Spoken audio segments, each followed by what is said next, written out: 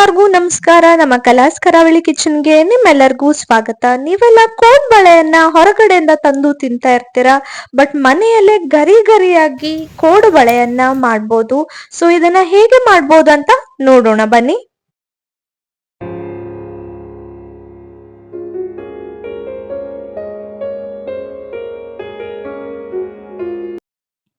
First ನಾವಿಲ್ಲಿ ಅಕ್ಕಿ ಹಿಟ್ಟನ್ನ ತಗೊಂಡಿದೀವಿ. 2 ಕಪ್ ನಷ್ಟು ಅಕ್ಕಿ ಹಿಟ್ಟನ್ನ ತಗೊಳ್ಬೇಕಾಗತ್ತೆ.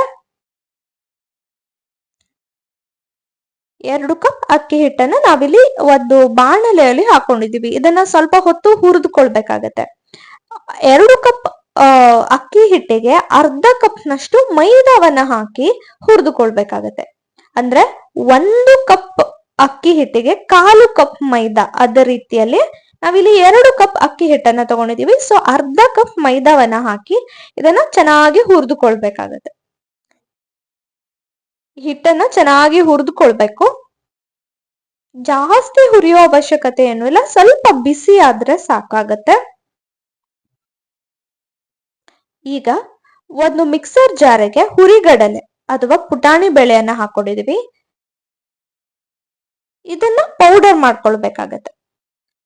ಸುಮಾರು ಅರ್ಧ ಕಪ್ ನಷ್ಟು ಪುಟಾಣಿ ಬೇಳೆಯನ್ನ ನಾವು ತಗೊಂಡಿದ್ವಿ. ಇದನ್ನ ಪೌಡರ್ ಮಾಡ್ಕೊಂಡಿದೀವಿ. ಈಗ ಇದಕ್ಕೆ ಕರಿಬೇವನ್ನ ಹಾಕೋತಿದೀವಿ.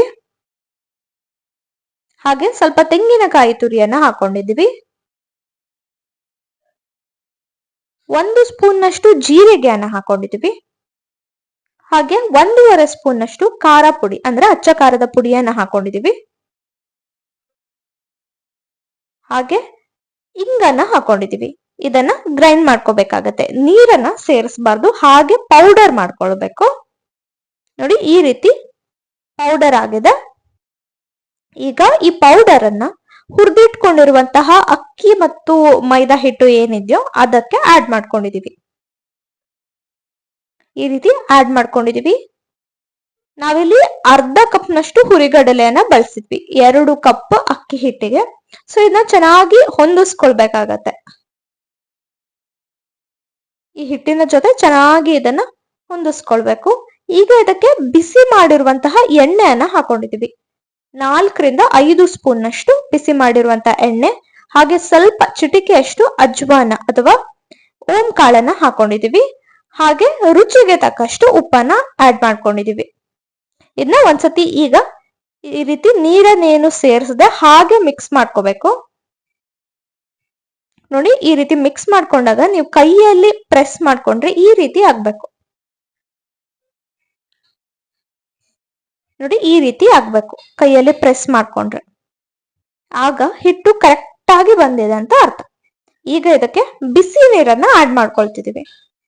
ಬಿಸಿ ನೀರನ್ನ ಆಡ್ ಮಾಡಿ ಇದನ್ನ ಚಪಾತಿ ಹಿಟ್ಟಿನ ಹದಕ್ಕೆ ಕಲಸ್ಕೋಬೇಕಾಗತ್ತೆ. ಒಂದೇ ಸತಿ ಇದಕ್ಕೆ ಜಾಸ್ತಿ ನೀರನ್ನ ಹಾಕೊಳ್ಳೋಕೆ ಹೋಗ್ಬೇಡಿ. ಚೆನ್ನಾಗಿ ಮಿಕ್ಸ್ ಮಾಡ್ಕೊಳ್ಳಿ. ನೀರು ಎಷ್ಟು ಬೇಕಾಗುತ್ತೋ ಅಷ್ಟು ನೀರನ್ನ ಹಾಕ್ತಾ ಹಾಗೆ ಮಿಕ್ಸ್ ಮಾಡ್ಕೊಳ್ಳಿ. ಚಪಾತಿ ಹಿಟ್ಟಿನ ಹದಕ್ಕೆ ಇದನ್ನ ಕಲ್ಸ್ಕೋಬೇಕಾಗುತ್ತೆ. ನೋಡಿ, ಈ ರೀತಿ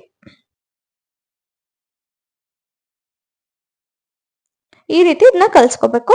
ನಂತರ ಇದಕ್ಕೆ ಸ್ವಲ್ಪ ಎಣ್ಣೆಯನ್ನ ನಾವಿಲ್ಲಿ ಹಾಕೋತಿದೀವಿ. ಇದರಿಂದ ಒಳ್ಳೆ ಬೈಂಡಿಂಗ್ ಸಿಗುತ್ತೆ ಹಿಟ್ಟಿಗೆ, ಹಾಗೆ ತುಂಬಾ ಸಾಫ್ಟ್ ಆಗಿ ಕೂಡ ಆಗುತ್ತೆ. ಸ್ವಲ್ಪ ಎಣ್ಣೆಯನ್ನ ಹಾಕೊಂಡಿದೀವಿ. ನೀವು ಬಿಸಿ ಎಣ್ಣೆ ಬೇಕಾದ್ರೂ ಹಾಕೋಬಹುದು, ಹಾಗೆ ತಣ್ಣಗಾಗಿರುವಂತಹ ಎಣ್ಣೆ ಹಾಕೊಂಡ್ರು ಏನು ತೊಂದರೆ ಇಲ್ಲ. ಈಗ ಇದನ್ನ ಚೆನ್ನಾಗಿ ನೋಡಿ, ಈ ರೀತಿ ಸ್ವಲ್ಪ ಹೊತ್ತು ನಾದ್ಕೊಳ್ಬೇಕಾಗತ್ತೆ. ಎಷ್ಟು ಚೆನ್ನಾಗಿ ಇದನ್ನ ನಾದ್ಕೋತಿರೋ ಕೋಡ್ಬಳೆ ಕೂಡ ಕ್ರ್ಯಾಕ್ ಗಳಿಲ್ದೆ ಚೆನ್ನಾಗಿ ಬರುತ್ತೆ. ಅಂದ್ರೆ ಒಡೆಯೋದು ಇರುತ್ತಲ್ವಾ, ಕೋಡ್ಬಳೆ ಬ್ರೇಕ್ ಆಗ್ತಾ ಇರತ್ತೆ. ಸೊ ಆ ರೀತಿ ಆಗ್ಬಾರ್ದು ಅಂದ್ರೆ ಈ ಹಿಟ್ಟನ್ನ ನೀವು ಚೆನ್ನಾಗಿ ನಾದ್ಕೊಳ್ಬೇಕು. 10 ನಿಮಿಷ ಚೆನ್ನಾಗಿ ಇದನ್ನ ನಾದ್ಕೊಳ್ಳಿ. ನಂತರ ಈಗ ಚಿಕ್ಕ ಚಿಕ್ಕ ಉಂಡೆಗಳನ್ನ ತಗೊಂಡು ಈ ರೀತಿ ಕೋಡ್ಬಳೆಯನ್ನ ಮಾಡಿದ್ರೆ ಆಯ್ತು. ನೋಡಿ, ಈ ರೀತಿ ಕೈಯಿಂದ ಚಪಾತಿ ಮಣೆ ಏನಿರುತ್ತೋ ಅದ್ರ ಮೇಲೆ ಈ ರೀತಿ ಮಾಡ್ಕೊಳ್ತಿದೀವಿ. ಈ ರೀತಿ ರೌಂಡ್ ಆಗಿ ಮಾಡ್ಕೋಬೇಕಾಗತ್ತೆ. ಫಸ್ಟ್ ನಿಮ್ಗೆ ಮಾಡ್ಬೇಕಾದ್ರೆ ಸ್ವಲ್ಪ ಕಷ್ಟ ಅನ್ಸ್ಬೋದು. ಸೊ ಮಾಡ್ತಾ ಮಾಡ್ತಾ ನಿಮ್ಗೆ ರೂಢಿ ಆಗುತ್ತೆ. ಆರಾಮಾಗಿ ಸ್ವಲ್ಪ ಹುಷಾರಾಗಿ ಮಾಡ್ಕೊಳ್ಳಿ. ನಂತರ ಒಂದ್ಸತಿ ನಿಮ್ಗೆ ಮಾಡಿ ಅಭ್ಯಾಸ ಆದ್ಮೇಲೆ ಈಸಿಯಾಗಿ ಆರಾಮಾಗಿ ಬೇಗ ಕೋಡ್ಬಳೆಯನ್ನ ಮಾಡ್ಬೋದು.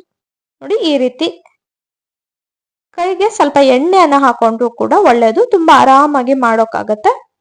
ಈ ರೀತಿ ರೌಂಡ್ ಆಗಿ ಕೋಡ್ಬಳೆ ಶೇಪ್ಗೆ ಮಾಡ್ಕೋಬೇಕಾಗುತ್ತೆ. ನಿಮ್ಗೆ ಗೊತ್ತು ಕೋಡ್ಬಳೆ ಮಕ್ಕಳಿಗೂ ಎಷ್ಟು ಫೇವ್ರೆಟ್ ಅಂತ. ನೀವೇ ಆರಾಮಾಗಿ ಮನೆಯಲ್ಲೇ ಮಾಡ್ಕೊಂಡು ಕೊಡ್ಬೋದು. ಹೊರಗಡೆಯಿಂದ ತಂದ್ರೆ ಯಾವ ಎಣ್ಣೆ ಬಳಸಿದಾರೋ ಅನ್ನೋ ಭಯ ಇರುತ್ತೆ. ಸೊ ಆರಾಮಾಗಿ ನೀವೇ ಮನೆಯಲ್ಲಿ ಮಾಡ್ಕೊಟ್ರೆ ಹೆಲ್ದಿಯಾಗಿ ಕೂಡ ಇರುತ್ತೆ.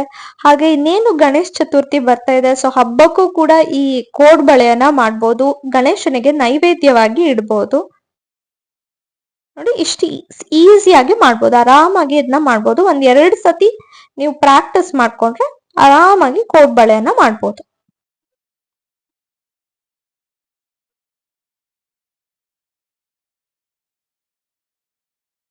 ನೀವು ಕರೆಕ್ಟ್ ಆಗಿ ಅಳತೆಯನ್ನ ತಗೊಂಡ್ರೆ ಸ್ವಲ್ಪ ಕೂಡ ಕೋಡ್ಬಳೆ ಮೆತ್ತಗಾಗಲ್ಲ. ತುಂಬಾ ಜಾಸ್ತಿ ಹಿಟ್ಟನ್ನ ತಗೊಳ್ಬಾರ್ದು. ಆದಷ್ಟು ಸ್ವಲ್ಪ ತೆಳ್ಳಗೆ ಕೋಡ್ಬಳೆಯನ್ನ ಮಾಡ್ಕೊಳ್ಳಿ. ಇದರಿಂದ ಚೆನ್ನಾಗಿ ಬೇಯುತ್ತೆ ಕೂಡ, ಹಾಗೆ ತುಂಬಾ ದಿನಗಳ ಕಾಲ ಗರಿ ಗರಿಯಾಗಿ ಕೂಡ ಇರುತ್ತೆ. ನೋಡಿ ಈಗ ನಾವು ಕೋಡ್ಬಳೆಯನ್ನ ಮಾಡಿ ಇಟ್ಕೊಂಡಿದೀವಿ. ಇದನ್ನ ಒಂದೊಂದಾಗಿ ಎಣ್ಣೆಯಲ್ಲಿ ಬಿಡ್ಬೇಕಾಗತ್ತೆ.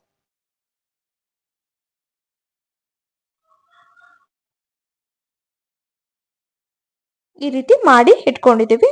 ನೋಡಿ ಪರ್ಫೆಕ್ಟ್ ಆಗಿ ಬಂದಿದೆ ಶೇಪ್ ಕೂಡ, ಹಾಗೆ ಕ್ರಾಕ್ಸ್ ಕೂಡ ಇಲ್ಲ ಕೋಡ್ಬಳೆಗೆ. ಈಗ ಆಲ್ರೆಡಿ ನಾವು 1 ರೌಂಡ್ ಅಲ್ಲಿ ಕೋಡ್ಬಳೆಯನ್ನ ಬಿಟ್ಟಿದ್ವಿ. ಸೊ ಇದನ್ನ 2ನೇ ರೌಂಡ್ ಬಿಡ್ತಾ ಇದೀವಿ. ಅದನ್ನ ನಾನು ನಿಮ್ಗೆ ತೋರಿಸ್ತಾ ಇದ್ದೀವಿ.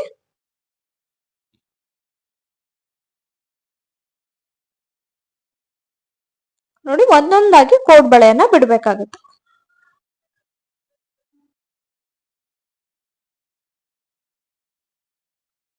ಮೀಡಿಯಂ ಫ್ಲೇಮ್ ಅಲ್ಲಿ ಇಟ್ಟು ಚೆನ್ನಾಗಿ ಇದನ್ನ ಬೇಯಿಸ್ಕೋಬೇಕು, ಗೋಲ್ಡನ್ ಬ್ರೌನ್ ಆಗೋ ತನಕ. ನೋಡಿ ಈಗ ಇದು ಇನ್ನು ಬೆಂದಿಲ್ಲ, ಸ್ವಲ್ಪ ಬ್ರೌನ್ ಆಗ್ಬೇಕು, ಅಲ್ಲಿ ತನಕ ಇದನ್ನ ಚೆನ್ನಾಗಿ ಬೇಯಿಸ್ಬೇಕು. ಬೇಯಿಸೋದು ಕೂಡ ತುಂಬಾ ಇಂಪಾರ್ಟೆಂಟ್, ಇಲ್ಲ ಅಂದ್ರೆ ಗರಿ ಗರಿಯಾಗಿ ಬರಲ್ಲ, ಹಾಗೆ ತುಂಬಾ ದಿನಗಳ ಕಾಲ ಗರಿ ಗರಿಯಾಗಿ ಇರಲ್ಲ. ಸೊ ಅದಕ್ಕೆ ಚೆನ್ನಾಗಿ ಈವನ್ ಆಗಿ ಎಲ್ಲ ಕಡೆ ಬೇಯಿಸ್ಕೊಳ್ಳಿ. ನೋಡಿ ಈಗ ಇದು ಕೋಡ್ಬಳೆಯ ಪರ್ಫೆಕ್ಟ್ ಕಲರ್, ಈ ಕಲರ್ ಬರ್ಬೇಕು ಕೋಡ್ಬಳೆ. ಈಗ ಇದು ಬೆಂದಿದೆ ಅಂತ ಅರ್ಥ. ಸ್ವಲ್ಪ ಕೂಡ ಎಣ್ಣೆಯನ್ನು ಕೂಡ ಹೀರ್ಕೊಂಡಿಲ್ಲ. ನೋಡಿ ಆಲ್ರೆಡಿ ನಾವು ಫಸ್ಟ್ ಟರ್ನ್ ಅಲ್ಲಿ ಮಾಡಿಟ್ಕೊಂಡಿರುವಂತಹ ಕೋಡ್ಬಳೆ ಇದು. ಈಗ ಇದು ಸೆಕೆಂಡ್ ಟರ್ನ್ ಅಲ್ಲಿ ಮಾಡ್ಕೊಂಡಿರುವಂತಹ ಕೋಡ್ಬಳೆ. ನೋಡಿ ಎಷ್ಟು ಪರ್ಫೆಕ್ಟ್ ಆಗಿ ಚೆನ್ನಾಗಿ ಬಂದಿದೆ ಅಂತ, ಹಾಗೆ ಕ್ರಾಕ್ಸ್ ಕೂಡ ಆಗಿಲ್ಲ. ಆರಾಮಾಗಿ ಮನೆಯಲ್ಲಿ ಕೂತು ಒಂದೊಂದು ಕೋಡ್ಬಳೆಯನ್ನ ತಿಂತಾ ಇದ್ರೆ ತುಂಬಾ ಚೆನ್ನಾಗಿರುತ್ತೆ. ಹಾಗೆ ಗಣೇಶ ಚತುರ್ಥಿಗೂ ಕೂಡ ಕೋಡ್ಬಳೆಯನ್ನ ನೀವು ಮಾಡ್ಬೋದು. ಒಂದ್ಸತಿ ಟ್ರೈ ಮಾಡಿ, ಹೇಗೆ ಬಂತು ಅಂತ ನಮ್ಗೆ ಕಮೆಂಟ್ ಸೆಕ್ಷನ್ ಅಲ್ಲಿ ತಿಳಿಸೋದನ್ನ ಮರಿಬೇಡಿ. ನೋಡಿ ಕೋಡ್ಬಳೆಯನ್ನ ಕಟ್ ಮಾಡಿದ್ರೆ ಯಾವ ರೀತಿ ಸೌಂಡ್ ಬರ್ತಿದೆ ಅಂತ. ನಿಮ್ಮೆಲ್ಲರಿಗೂ ಇಷ್ಟ ಆಗಿದೆ ಅಂತ ಅನ್ಕೋತೀವಿ. Once again thanks for watching the video.